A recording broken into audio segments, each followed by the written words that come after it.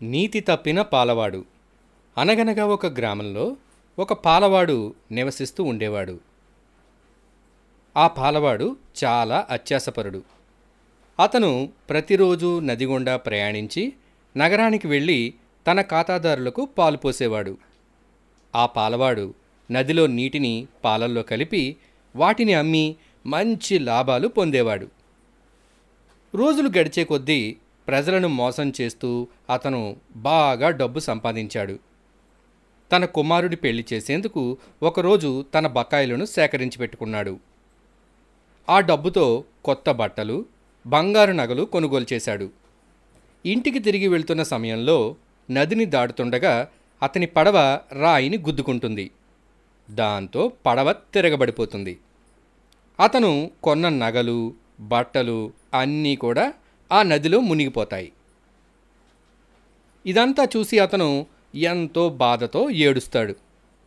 హఠాత్తుగా ఆ పాలవాడు నది నుంచి ఏదో శబ్దాన్ని వింటాడు.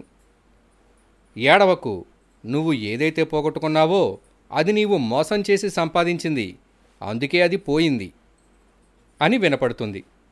పాలవాడు తన తప్పును తెలుసుకుంటాడు. అక్రమంగా సంపాదించింది ఎన్నటికీ నిలవదు.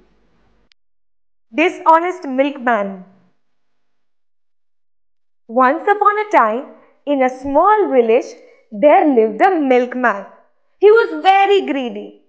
He had to cross a river daily to go to the city where his customers lived. The milkman used to mix the water from the river into the milk and sell it to his customers and earn good profit. Days passed and he became very wealthy through dishonest means. One day, he collected dues from all his customers to celebrate his son's wedding.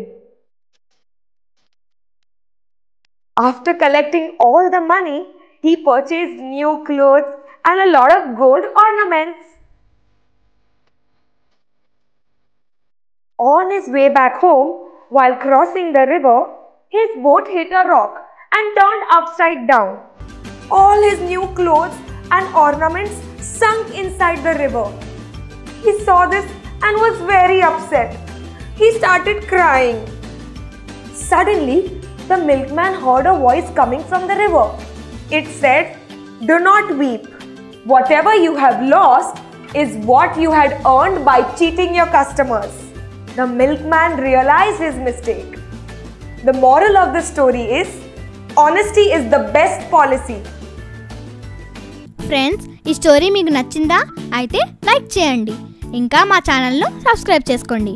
అలాగే ఈ వీడియోని మీ ఫ్రెండ్స్కి share చేయడం మర్చిపోకండి. Okay, bye, మళ్ళీ కలుద్దాం.